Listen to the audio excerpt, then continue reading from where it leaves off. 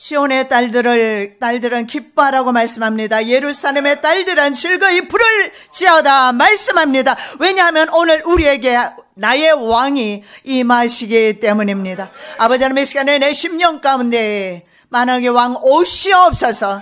심령을 위로하여 주시옵시고, 회복시켜 주시옵시고, 구원하여 주시옵시고, 사랑하여 주시옵시고, 기름을 쏟아부어 주시옵소서. 내 심령이 회복이 되기를 원합니다. 세상에서 눌려서 왔습니다. 오늘도 상한 심령으로 주님 앞에 왔습니다. 회복시켜 주시옵시고, 겸손하여 나귀 새끼를 타신 예수 그리스도 이 시간에 내게 오시옵소서.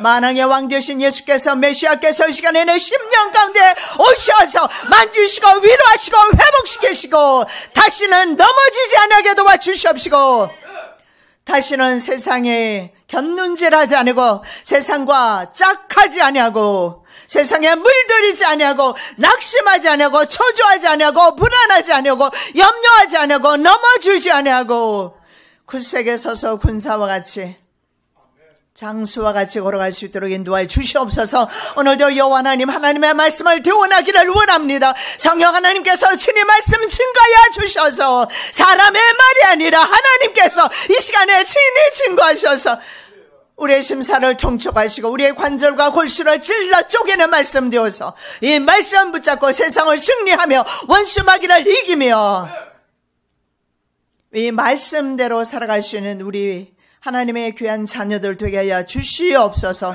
거룩하신 예수 그리스도의 이름으로 기도드립니다. 아멘.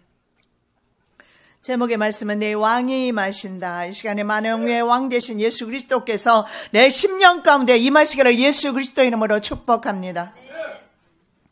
스가랴 선지자의 예언의 말씀이 예수님을 통해서 성취됩니다. 그래서 복음서에 나귀 타고 입성하신 예수님을 증가하고 있습니다. 예수님은 십자가 죽음을 앞두고 제자들이 가져온 나귀 새끼를 타십니다. 그리고 예루살렘에 입성하십니다. 자신이 바로 구약 성경 스가랴 선지자가 예언한 그 메시아임을 친히 증거하신 것입니다. 시온 딸에게 이르기를 내 왕이 내게 임하나니 그는 겸손하여 나귀 곧 멍에 매는 짐승의 새끼를 탔도다. 수많은 사람들이 멍에 매지 않은 어린 나귀를 타시고 입성하시는 예수님을 위해서 자신의 겉옷과 그리고 또 종려나무 가지를 길에 폈습니다. 그리고 예수님을 환영하기를 호산나 호산나 예수님을 찬양합니다. 앞에서 가고 뒤에서 따르는 무리가 소리질러 가로되 다윗 호산나 다윗의 자손이여 찬송하리로다. 주의 이름으로 오시는 이여 가장 높은 곳에서 호산나 하더라. 자, 예수님의 바로 이 예루살렘 입성을 기념하는 절기를 종려주일, 팜 선데이라고 합니다. 종려주일, 혹은 사람들이 호산나 찬양했기 때문에 호산나 주일이라고 합니다. 그래서 오늘을 바로 종려주일 혹은 호산나 주일로 아마 전 세계가 지키는 줄로 믿습니다. 원래 임금들이, 개선한 임금들이 성에 입성할 때 보통 승리했을 때, 전쟁에서 승리했을 때, 성에 들어올 때 많은 군중들이 나와서 환영하는 인파를 상징적으로 표현한 것입니다. 그러나 예수님께서는 백마를 타거나 군마를 타고 입성하시는 것이 아니라 나귀 새끼를 타고 입성하셔요. 우리가 한번 그 모습을 생각을 한번 해보시기 바랍니다. 좀 새끼 말고 말입니다. 성장한 나귀를 탔더라면 좀 더 폼이 나지 않았을까요? 새끼를 타고 입성하시는 주님의 모습 가운데 사람들은 알아보고 그분을 환영하면서 호산나, 지금 우리를 구원하소서 호산나 찬양합니다. 성경에서 종려나무는 의와 아름다움 그리고 승리를 상징하는 것입니다. 예수 그리스도의 승리를 죽음 직전에 사람들은 이미 종려나무 가지를 깔면서 승리를 축하하고 있는 것입니다. 자, 종려나무 가지에서 바로 예수님의 성품과 속성을 잘 나타내 줍니다. 우리가 살펴보도록 하겠습니다. 첫 번째, 메시아의 도리와 성품에 대해서 9절에서 10절에 말씀하고 있습니다. 시온에 따라 크게 기뻐할지어다. 예루살렘에 따라 즐거이 부를지어다. 보라, 내 왕이 내게 임하나니 그는 공의로우며 구원을 베풀며 겸손하여서 나귀를 타나니 나귀의 작은 것 곧 나귀 새끼니라. 예. 스가랴 9장의 말씀에 보면 그 단어들을 좀 살펴보면 여호와의 말씀의 경고, 그리고 또 여호와의 날, 뭐 이런 것들이 표현되어 있습니다. 그리고 여호와의 전쟁과 함께 하나님의 신현, 하나님께서 직접 나타나시는, 모세가 이스라엘 영도에서 나왔을 때 시내산에서 나타나셨던 바로 하나님의 모습, 하나님의 신현, 이런, 그리고 메시아 등에 대한 선포가 스가랴 9장에 나와 있습니다. 이것은 바로 나타나실, 비록 어린 양으로 오신 예수님이지만 그분의 성품과 그리고 그분이 어떤 식으로 통치할 것인가, 그분의 성격을 잘 나타내주고 있습니다. 자, 나귀 타고 오신 겸손하신 예수께서 말입니다. 종말의 때에는 심판의 왕 메시아로 재림하십니다. 특히 메시아의 성품과 사역을 오늘 본문에서 우리가 볼 수 있는데, 그분은 겸손하시다. 저와 여러분 겸손하십시다. 또 공의로 이방 나라를 심판하십니다. 동시에 자기 백성에게는 구원을 베풀어 주시는 것을 볼 수가 있습니다. 우리가 그 하나님의 메시아의 성품을 좀 상세하게 살펴봅니다. 바로 공의의 하나님입니다. 자, 왕의 통치 덕목 중에서 으뜸이 바로 공의입니다. 근데 오늘 성경은 이방 나라 블레셋을 포함해서 가나안 7족속은 교만하다 이렇게 말합니다. 그리고 그들은 공의롭지 못하다 말씀하시면서 그들에게 하나님께서 심판을 선포하고 있습니다. 가사에는 임금이 끊칠 것이며 아스글론에는 거민이 없을 것이며 아스돗에는 잡족이 구하리라. 내가 블레셋 사람의 교만을 끊고 그 입에서 그 피를 그 이사에서 그 가증한 것을 제하리니, 하나님께서 교만한 자를 물리치기를 원하십니다. 왜냐하면 예수 그리스도께서 겸손하셔서 나귀 새끼를 타고 이 땅 위에 오셔서요, 십자가를 지시기까지 겸손하셨습니다. 그러므로 하나님이 구하시는 사람은 바로 겸손한 사람입니다. 메시아는 의로운 왕입니다. 곧 이상적인 왕입니다. 그렇지만 블레셋의 왕은 그렇지 못합니다. 그래서 끊어집니다. 그리고 그들의 백성은 보호받지 못합니다. 이스라엘에 임하시는 의로운 왕은 자기 자신의 백성을 구원하기를 기뻐하십니다. 마찬가지입니다. 저와 여러분을 구원하시기를 기뻐하십니다. 세상 임금들 중에 우리가 정말 강의를 통해서 세상 권력에 대해서 지금 계속 살펴보고 있지 않습니까? 세상 권력은 공의롭지 못합니다. 그러나 메시아, 이 땅 위에 어린 양으로 오셨던 그 메시아, 그분은 공의로우십니다. 판결을 굽게 하거나 이익에 따라서 재판하지 않습니다.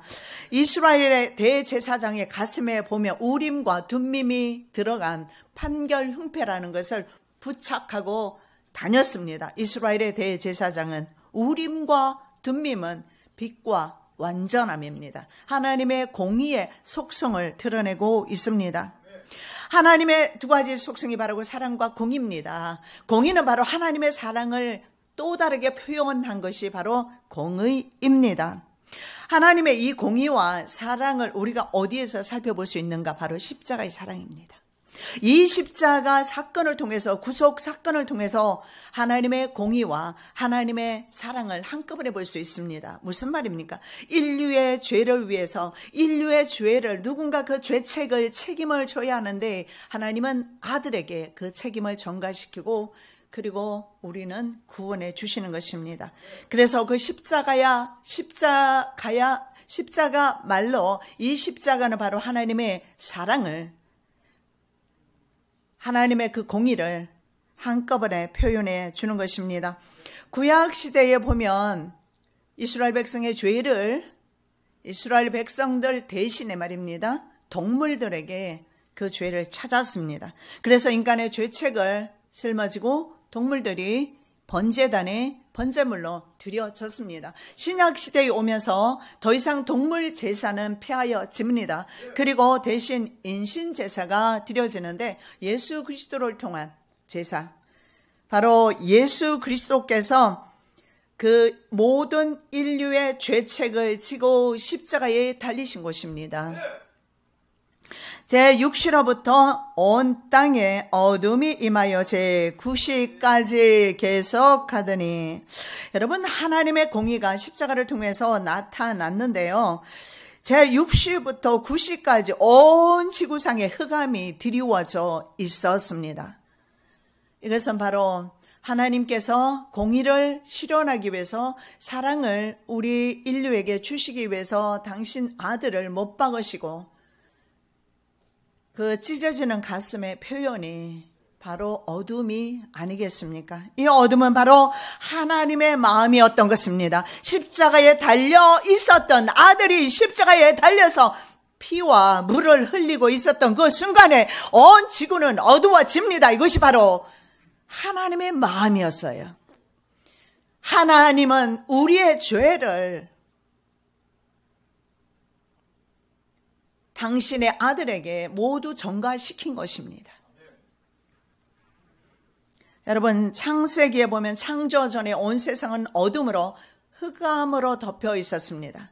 하나님께서는 우리에게 빛을 주셨고 그 빛을 요한은 예수 그리스도라고 그렇게 말씀하고 있습니다.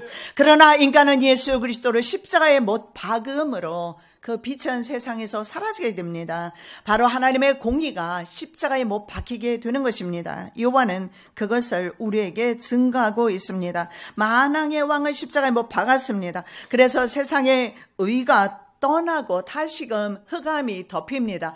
그때가 바로 제6시부터 제9시까지 흑암이 온 지구를 덮습니다.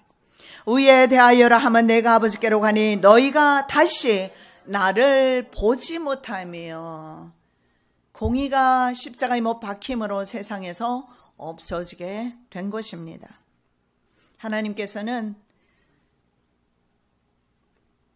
얼마나 저와 여러분을 사랑하시면, 얼마나 저와 여러분을 사랑하시면 저와 여러분에게 날마다 짓는 죄, 그리고 태어나면서부터 가진 죄, 원죄, 거범죄, 자범죄, 이 모든 것을 나에게서 직접 찾지 아니하시고 하나밖에 없는 아들에게 그 책임을 물으셨어요. 여러분, 무슨 더 사랑이 필요합니까? 무슨 불평이 우리 입에서 나올 것이며 원망이 나올 것이며 우리가 참지 못할 일이 무엇이 있습니까? 나 대신 누군가 죽어주셨고 그분 때문에 내가 지옥 가지 않고 천국 가는데 어떻게 더 이상 저희들에게 하나님의 사랑을 표현하라고 우리가 말할 수가 있는 것입니까? 어떻게 하나님께서 우리에게 복 주지 않는다고 우리가 말할 수가 있으며 불평할 수가 있겠습니까? 더 이상 하나님의 더 큰 공의는 없습니다. 재판장이 아들이 죄를 지었는데 아들이 재판을 받는데 보니까 재판장에 앉아있는 사람이 자기 아버지였어요. 그래서 이 아들은 기뻐했어요.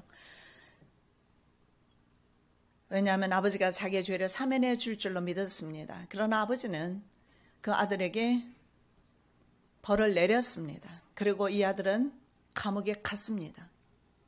그러나 아버지는 돈을 대신 내주고 그 아들을 속죄금 본답니다. 속죄금을, 대속금을 대신 내주고 그 아들을 찾아왔습니다. 여러분, 저와 여러분의 허물을 하나님은 직접 찾지 않으시고 예수님께서 찾으셨습니다. 그러므로 우리는 기뻐하시고 그러므로 우리는 즐거워해야 하며 그러므로 예루살렘에 입성하신 예수 그리스도 만왕의 왕을 내 마음속에 깊이 모셔드리면서 이 한 주간 묵상하셔야 합니다. 자, 두 번째, 겸손한 메시아입니다. 세상 왕들은 교만합니다. 폭력적입니다. 억압적입니다. 신적 통치자의 덕목이 바로 겸손함입니다. 신약 기자는 스가랴서에서 예언된 메시아로 예수께서 나귀 타고 입성하신 그 모든 사실을 기록하고 있습니다. 예수님은 바로 다윗의 자신으로 후손으로 오신 메시아이십니다. 그분의 이름은 바로 평화의 왕이십니다. 그리고 그분은 바로 오늘 저와 여러분의 왕입니다. 바로 나의 왕으로 오신 것입니다. 이 시간에 나의 왕으로, 나의 구세주로 예수 그리스도 메시아 그분을 영접하시기 바랍니다. 이 유대인들은 지금도 재림주, 초림주를 기다리고 있습니다. 우리는 재림의 메시아를 기다리고 있지만 그분들은 아직도 초림의 메시아 예수를 믿지 않는단 말입니다. 그들의 땅에 왔습니다. 그리고 그들의 언어로 말씀을 기록해 주셨습니다. 그럼에도 불구하고 그들은 아직도 모세의 수건으로 눈이 가려워져서 예수 그리스도를 자신의 왕으로 영접하지 못하고 있습니다. 그런데 더 불구하고 그들에게 접붙인 이방인들이었던 저와 여러분은 예수 그리스도를 초림 메시아로 이미 영접했고 우리는 재림 메시아를 세상을 심판하시고 저와 여러분을 구원해 주실 그 재림 메시아를 기다리고 있는 것입니다. 그러니 어찌 우리가 기뻐하지 아니할 수가 있으며 호산나 하나님을 찬양하지 않을 수가 있습니까?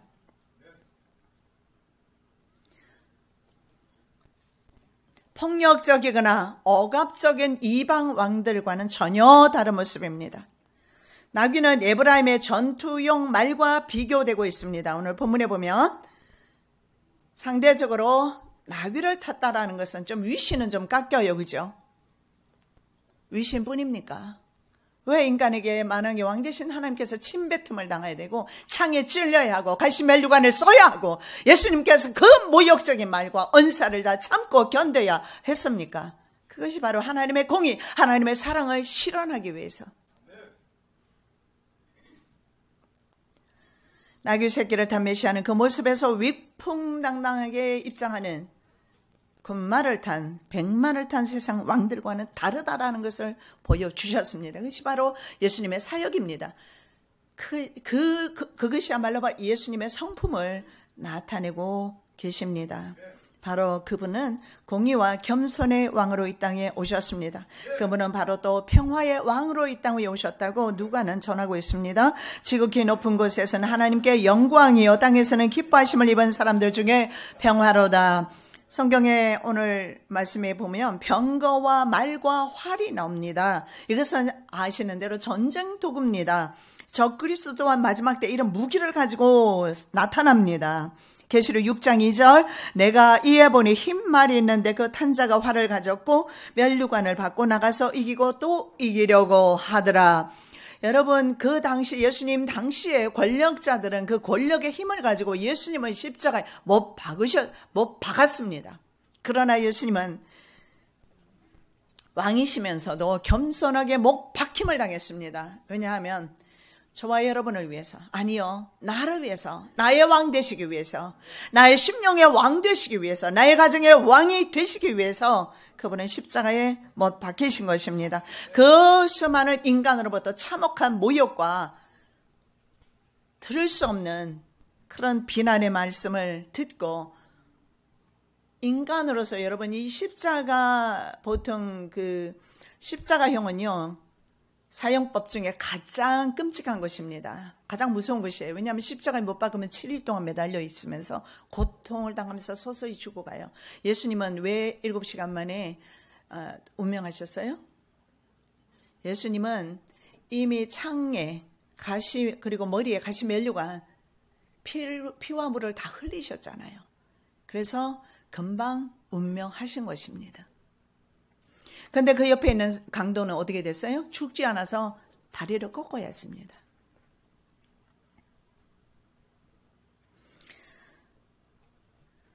이 왕의 통치는 병거와 병마와 화살 등의 온갖 무기들을 파괴하시며 그들의 무장을 해제시킨다.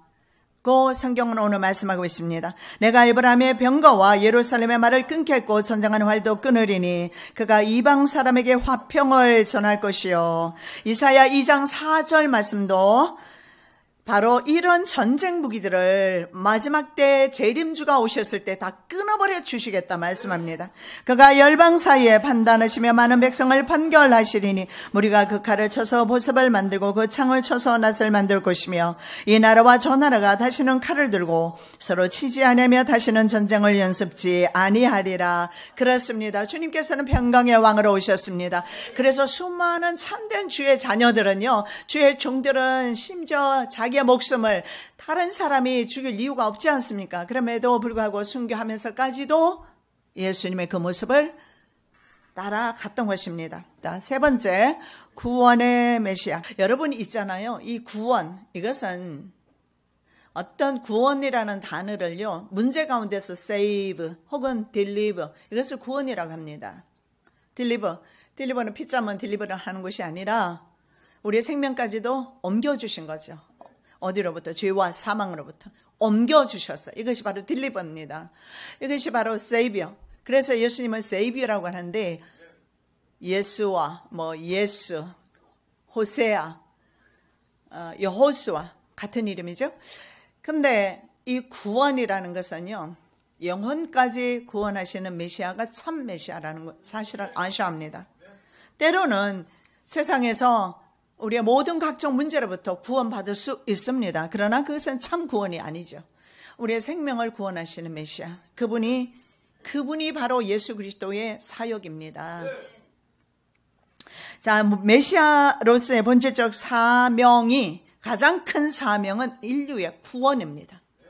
인류의 구원입니다. 축복이 아닙니다. 세상의 복이 아닙니다. 은사도 아닙니다. 정말 하나님이 원하시는 것, 정말 예수 그리스도께서 원하시는 것, 왜 십자가에 죽으시면서까지도 주님께서 순종하셨을까요? 저와 여러분의 구원입니다. 우리 가정의 구원입니다. 이 민족의 구원입니다. 우리 모든 인류의 구원입니다. 구원을 위해서 메시아가 이 땅에 오셨습니다.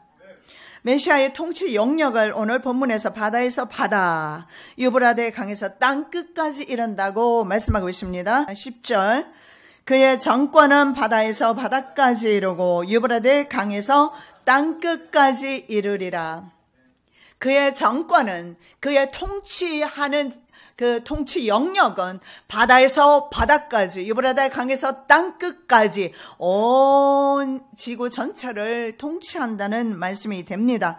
이것은 바로 메시아의 통치 영역은 아브라함에게 주셨던 약속의 말씀인데, 바다에서 바다, 유브라데 강에서 땅끝까지로 말씀하고 있습니다. 그날에 여호와께서 아브라함으로 더불어 언약을 세워 가라사대, 내가 이 땅을 애굽 강에서부터 그 큰 강 유브라데까지 내 자손에게 주노니. 여기에서 우리가 볼 수 있는 것이 무엇입니까? 아브라함에게 약속하신 메시아의 통치 영역이 애굽 강에서 큰 강 유브라데까지. 애굽 강은 이집트로부터, 큰 강 유브라데에는 어떤 나라들이 있었습니까? 아수르, 바벨론, 페르시아 등의 나라들이 있었습니다. 바로 아브라함의 언약의 성취가 메시아를 위한 평화입니다. 메시아가 통치하시면서 메시아를 통해서, 메시아의 사역을 통해서 전 인류의 구원이 이루어진다는 그 언약의 말씀이 성취되는 거예요. 아브라함에게 창세기 12장에서 뭐라고 말씀하십니까? 내 씨로 말미암아 아브라함을 통해서 모든 족속이 복을 받게 될 것이다. 그리고 아브라함에게 주신 그 지역은 물론 이스라엘 후손들에게 준 지역입니다. 대해까지. 아브라함에게 주신 것은 이스라엘의 후손들의 왕이 통치했던, 물론 통치 지역이지만 이것을 통해서 우리에게 주시는 것은 하나님의 통치, 예수 그리스도의 메시아의 통치 영역을 상징적으로 보여주고 있다라는 것입니다. 이 통치는 전 세계적으로 이루어지고 있습니다. 예수님의 은혜, 예수님을 만나는 사람, 성령으로 예수님을 만나는 사람, 성령으로 예수님을 경험한 사람, 그 10년 가운데는 하나님 나라가 임하거든요. 그리고 하나님의 통치가 이루어지거든요. 그리고 세속의 방법을 따라 더 이상 살지 않거든요. 이것이 바로 하나님이 통치하시는, 그래서 하나님의 나라는 엄밀하게 말하면 이미 이루어진 것입니다. 아직도 불안하고, 아직도 염려가 있고, 아직도 불안정합니까? 하나님의 통치는 내 안에서 이루어져야 합니다. 그래서 이미 우리는 오신 메시아를 통해서 전 세계적으로 그분을 믿는 모든 하나님의 자녀들에게 하나님의 통치가 이루어지고 있고 하나님 안에 있을 때 참 평안이 있고 평강이 있습니다. 의와 평강의 왕은 세상에 없다고 말씀드렸습니다. 그래서 백성들의 기쁨이 완전히 되는 바로 그분 평강의 왕이 오셨기 때문에 시온의 딸들이 예루살렘의 딸들이 즐거워하면서 뭐라고 말합니까? 호산나 호산나 부릅니다. 여러분 호산나 의미가 무엇입니까? 호산나는 히브리어로 호시아나 이렇게 나뉠 수가 있어요. 호시아나. 호시아를 헬라어로 말하면 호산나입니다. 호산나를 헬라어로 다시 말씀드리면 예수라는 뜻입니다. 예수께서 지금 구원해 주시옵소서.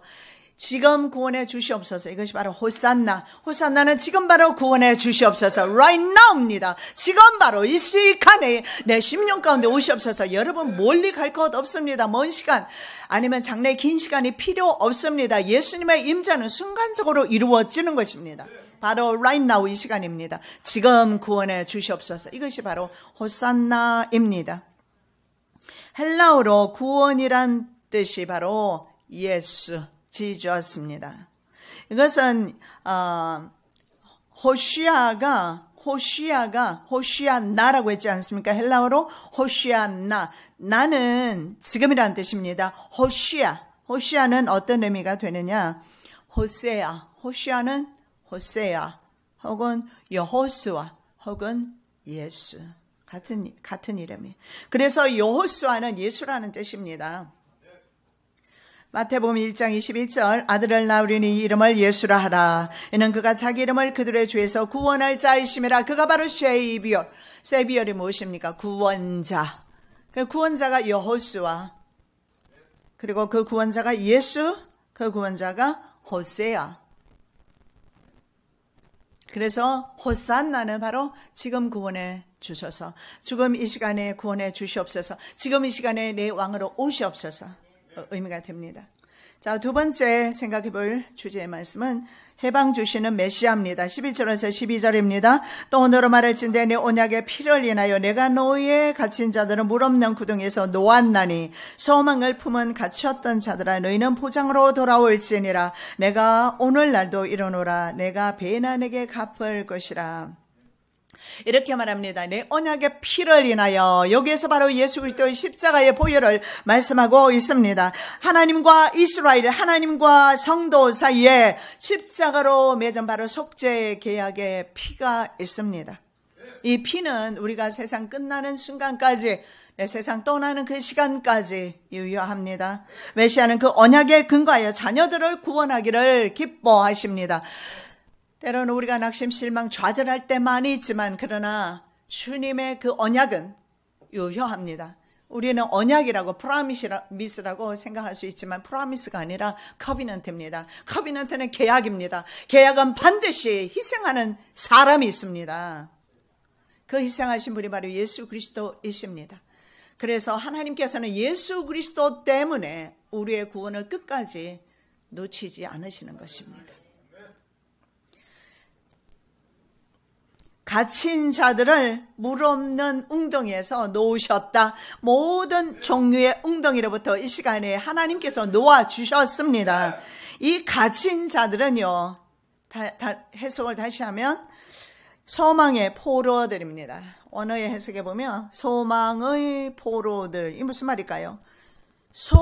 포로 가운데 있는 사람들이 소망을 가지고 있는 사람들, 포로 가운데 있지만은 해방되기를 기대하면서 소망하는 바벨론 포로지에 있던 사람들을 1차적으로 의미합니다. 2차적으로는요, 바로 저와 여러분 환난 성도를 의미하고 있습니다. 왜냐하면 스가랴서를 보면 종말의 때 여호와의 날에 대해서 말씀하고 있기 때문에 그렇습니다. 오늘 여호와의 나타나심, 여호와의 강림, 그리고 메시아, 이 사상 자체가 바로 종말 사상입니다. 그렇다면 재림주의 도래 전에 메시아 대망 사상을 가지고 다시 오실 메시아를 바라보면서 믿음으로, 그리고 심지어는 적그리스도가 세계를 장악하고 우리에게 무력으로 우리의 생명까지 위협하고 순교한다 할지라도 마지막 메시아 대망 사상을 가지고 견디는 환난 성도들에게 주시는 소망의 포로, 이 소망의 포로들을 웅덩이로부터 구원해 주시겠다. 이 물 없는 웅덩이는 여러분 아시겠지만 누가 물 없는 웅덩이에 빠졌어요? 물 없는 웅덩이에 빠지면 죽는 것입니다. 누구요? 요셉뿐이에요? 자, 에레미야 맞아요. 에레미야. 에레미야도 마찬가지로 물 없는 웅덩이에 빠졌고 요셉도 빠졌어요. 그래서 여러분이 있잖아, 미디안 상고가 요셉을 사실은 구원해 간 것입니다. 그들에게 팔렸다고 이렇게 나와 있잖아요. 팔린 것이 아니라 그것은 하나님의 입장에서 보셨을 때는 구원하신 것입니다. 그런데 그 구덩이에 계속 놔두었다면 그는 죽었을 겁니다. 그곳에 많은 웅덩이가 있습니다. 그곳에서 때로는 우리 하나님께서 우리가 알지 못한, 인지하지 못한, 요셉은 인지하지 못했어요. 내가 지금 이제 이집트로 팔려갔구나, 내가 종되었구나, 내가 종살이하고 있구나, 그렇게 요셉은 생각하지 않았어요. 왜냐하면 그를 말씀으로 하나님께서 인도하셨기 때문에, 말씀이 그를 감옥에서도 그리고 보디발의 집에서도 그들을 착고에 차여 있었을 때도 말씀이 그를 연단하셨기 때문에 그는 이것이 하나님의 구원이라고 믿었을 겁니다. 하나님께서 우리 모든 갇힌 웅덩이에서 구원하시기를 예수님의 이름으로 축복합니다. 이것은 바로 이스라엘 백성들의 포로지에서 또한 빠져나오는 것, 물 없는 웅덩이지요. 남의 나라에서 통치받고 종으로 살고 있습니다. 그들이 다시 회복되는 것이 바로 물 없는 웅덩이. 그리고 이렇게 말합니다. 하나님께서 그들을 해방시켜 주시고 아무도 접근할 수 없는 보장으로, 강력한 보장으로 인도하신다. 이 강력한 보장이 누굴까요? 그분이 바로 메시아입니다. 보장은 stronghold라는 그 군사용어입니다. 적군이 전혀 올 수 없는 아주 강력한 요새를 stronghold라고 합니다. 바로 가장 강력한 요새는 세상에는 없습니다. 하나님의 품. 그래서 사탄은 절대로 우리의 생명을 누릴 수가 없어요. 성도의 생명을 해할 수 없습니다. 그런데 성경에는 포로된 자가 해방되기 위해서는 돌아오는 순종이 필요하다고 합니다. 여러분, 머뭇거리지 마시고 항상 저는 어제도 우리 산돌교에 가서도 기도를 하면서 느끼지만 고지가 바로 여기인데 항상 그 밑에서 뭐 때문에 그렇게 견주고 생각하고 염려하고 있는지 이해가 안 됩니다. 올라서 버리면 될 것을. 한 발짝만 올라서면 그것이 바로 하나님의 보장, 하나님의 요새인데 그곳까지 올라가지 못하는 산돌교회 성도뿐만 아니라 오늘날 성도들의 많은 모습이 그렇습니다. 하나님의 품에 안기면, 하나님의 손에 들어가기만 하면, 하나님의 그 크신 팔에 안기기만 하면 되는데 굉장히 많이 머뭇거리고 생각하고 그리고 뛰어넘지 못하는 그 마지막 단계, 어떻게 보면 우리가 허들 경주를 하고 있어요. 허들 경주하면은 장애물이 많이 있잖아요. 말 타고 허들 경주하는 걸 보면, 아니면 그냥 혼자 이렇게 뛰어넘는 허들 경주를 보면 어때요? 많은 앞에 장애물이 있는데 계속 높아지지 않습니까? 처음에는 이렇게 낮죠. 근데 계속 높아져요. 그런데도 진짜 단련된 선수들은 바로 뛰어넘어 버립니다. 그런 믿음의 사람들이 되시기 바랍니다. 돌아와서 바로 보장 되시고 강력한 요새 대신 주님께로 돌아오라고, 이것이 바로 전제 조건입니다. 이런 사람들이 바로 소망의 포로들입니다. 너희는 보장으로 돌아올지니라. 이스라엘 사람들 중에, 유대인들 중에도 돌아오지 않았던 포로들이 있었습니다. 적은 무리가 돌아왔습니다. 자, 그때 돌아올 때 비로소 해방자 되신 하나님을 위해서 구원받고 배나 갚아주시겠다고 약속합니다. 그때서야 비로소 하나님 안에 온전히 들어올 때 완전한 회복이 있게 될 것이라고 이사야 선지자가 말씀하고 있는데, 이사야 선지자는 이스라엘 백성, 돌아온 이스라엘 백성들에게 죄값을 배나 받았다 이렇게 말씀하고 있고, 감옥에서 복역이 끝났다 말합니다. 여러분, 지금도 우리는 이 환경의 감옥, 자신의 그 죄의 감옥에서 끊지 못하고 묶여있지는 않습니까? 끊으셔야 합니다. 그래야 하나님의 보장 되시는 하나님의 그 요새 안에 머물 수가 있게 되고 보호받을 수가 있는 것입니다. 너희는 정다이 예루살렘에 말하며 그것에게 외쳐구하라. 그 복역의 때가 끝났고 그 죄악의 사함을 입었느니라. 그 모든 죄를 인하여 여호와의 손에서 배나 받았느니라. 바벨론 감옥에 이들은 갔다 왔어요. 바벨론 감옥에 더 이상 살지 않으시기를 예수님의 이름으로 축복합니다. 환경의 감옥에 더 이상 묶여있지 않으들을 진리를 알지니 진리가 너희를 자유케 하리라. 아직도 율법에 묶여있습니까? 환경이 묶여있습니까? 갈라디아 사람들처럼 어리석도다. 갈라디아 사람들아, 나 이제는 예수 그리스도께서 해방시켜 주셨는데 아직도 율법에 묶여있으라는 갈라디아 사람들을 보고 어리석다고 말씀을 합니다.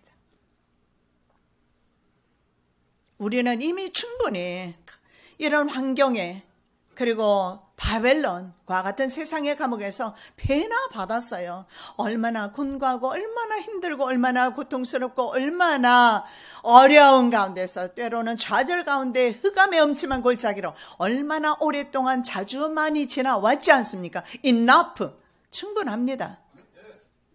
더 이상 머물 이유는 없습니다. 이미 주님은 부활하셨어요. 다음 주에 부활절로 지키겠지만 의미는 별로 없다고 저는 생각합니다. 이미 부활하셨습니다.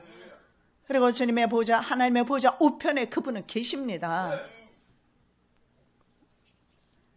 그런 모든 감옥으로부터 나오시기를 예수님의 이름으로 축복합니다. 자, 13절에서 17절은 용사되신 하나님에 대해서 말씀하고 있습니다. 용사, 하나님께서 친히 용사되어 주셔서 모든 우리 환경 가운데 불가항력적인 그런 문제들을 당했을 때 친히 싸워주시겠다고 말씀하고 있습니다. 이것은 특히 종말 시기에 하나님 백성에게 여호와의 날은 심판의 날이 아니라 구원의 날이다. 종말 시기에 구원하시는 날인데 대부분의 사람은 심판하시는 걸로 했을 때, 세상 세력이 왔을 때 그 두려움 때문에 편리하게 하나님의 말씀을 해석하는 사람들을 봅니다. 하나님이 사용하시는 활, 화살, 그리고 용사의 칼로 유다와 에브라임이 언급되고 있어요. 무슨 말이냐면 유다와 에브라임, 유다는 남쪽 유다 왕국을 가리키고 에브라임은 북쪽 이스라엘 왕국을 가리킵니다. 에브라임 지파가 가장 강력했기 때문에. 그래서 남북을 합친 이스라엘 백성들, 그들이 바로 마지막 때에 적을 무찌르는 칼이 될 것이고 화살이 될 것이다. 바로 그들이 하나님께서 사용하시는 정말 전쟁의 도구가 됩니다. 하나님에 의해서 세상은 완전 무장 해제를 당합니다. 그리고 이스라엘은 하나님이 사용하시는 무기입니다. 저와 여러분은 복음을 위하여 하나님이 사용하시는 하나님의 무기입니다. 일어나시기 바랍니다. 만왕의 왕과 함께 걸어가시기 바랍니다. 13절, 내가 유다로 당긴 활을 삼고 에브라임으로 먹인 살을 삼았으니 시온아, 내가 내 자식을 격동시켜 헬라 자식을 치게 하며 너로 용사의 칼과 같게 하리라. 여기에서 헬라 자식을 치라 이렇게 말합니다. 헬라는 그리스입니다. 그리스 사실은 없어졌습니다. 그리스 이후에 네 장군에 의해서 나뉘어집니다. 그 중에 특히 두 왕이 나오는데 다니엘서 11장에 보면 북방왕 셀루쿠스 왕조, 남쪽 왕 남방왕이죠. 톨레미 왕조가 나와요. 그 중에 바로 이 헬라 자식이라고 그랬어요. 그럼 셀루쿠스 왕조를 가리킵니다. 실제로 그 유다 마카비라든가 마카비 형제들이요, 오형제가 그렇게 있었을 겁니다. 항쟁합니다. 이 셀루쿠스 왕조를 대항하여 항쟁하고 나중에는 잠정적으로 자유를 좀 취득을 하게 됩니다. 그리고 나중에 이 마카비 왕조를 중심으로 해서 이스라엘의 왕조가 세워지게 됩니다. 그리고 나중에 그것은 물론 헤롯 왕조로 바뀌어지긴 하지만, 그래서 1차적으로는 바로 여기에서 말하는 에브라임과 유다의 활과 화살이 헬라 자식을 친다, 이 말이 1차적입니다. 그러나 동시에 저와 여러분이 바로 원수 마귀로부터 저와 여러분은 승리한 것입니다. 그것을 지금 말씀하고 있는 것입니다. 그들의 그 세상 권력을 상대하면서 직접 싸웠던 것처럼 우리가 이 어둠의 세력 원수마귀를 상대하여 전쟁을 하고 있고 이미 이것은 승리한 것입니다. 왜 그러느냐 하면 예수께서 이미 부활하셨어요. 부활주일 가기 전에 우리는 오늘 부활주일을 지키고 있는 것입니다. 부활하셨어요. 주님께서 부활하셨어요. 더 이상 무덤 속에 있지 않습니다. 이 썩어질 것이 썩지 아니함을 입고 이 죽을 것이 죽지 아니함을 입을 때에는 사망이 이김의 삼킨 바 되리라고 기록된 말씀이 영하리라. 사망아 너희 이기는 곳이 어디 있느냐, 사망아 너희 쏘는 곳이 어디 있느냐. 호세아 말씀을 인용하고 있습니다. 사망아 네가 쏘았느냐, 화살을 담겼느냐, 예수 그리스도로 죽였느냐. 살아나셨습니다. 소망이 더 이상 예수 그리스도를 가두지 못했고 소망이 더 이상 성도들을 가둘 수가 없습니다. 일어나시기 바랍니다. 일어나시기 바랍니다. 자리에서 일어나시기 바랍니다. 만왕의 왕과 함께 걸어가시기 바랍니다.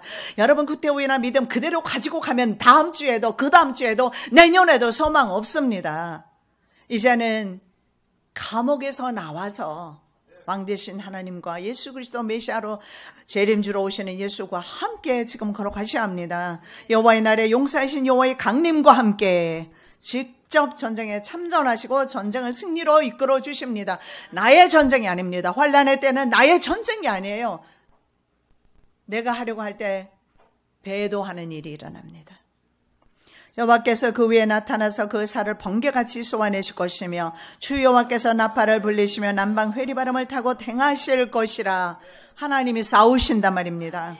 하나님의 강림, 하나님의 신전 장면은 시내산 강림 때와 같습니다. 시내산에 하나님이 강림하셨고 강림하신 하나님을 통해서 하나님의 역사를 통해서 하나님의 사역을 통해서 하나님의 기적을 통해서 가난한 사람들은 소문 듣고 이미 벌벌 떨기 시작했습니다. 스스로 문을 열 수밖에 없고 빗장을 꼭꼭 걸어 잠궜지만 하나님께서 그 빗장을 열었고 그들의 무장을 해제시켜버렸어요. 하나님께서 날 위해 일하시도록 나의 왕으로 모셔야 합니다. 시내산 언약의 신실하신 여호와 하나님께서 저와 여러분에게까지 마지막 하나님께서 바로 싸워 주실 것입니다. 15절입니다.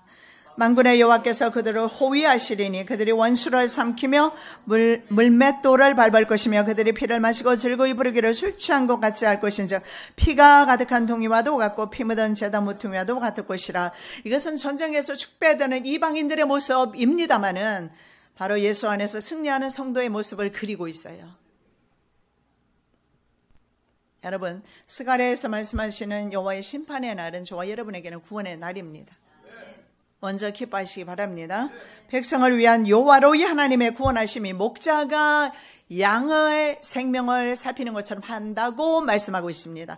환난 성도들을 목자가 양을 돌보듯이 돌보아 주시겠다는 약속의 말씀과 일맥상통합니다.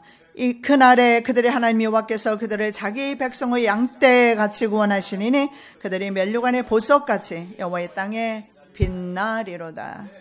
양과 목자의 관계 역시 하나님과 백성의 언약 관계를 지금 계속해서 예수 그리스도의 피가 중재가 된 언약 관계를 계속 말씀하고 있어요. 절대로 하나님은 저와 여러분을 놓치지를 않습니다.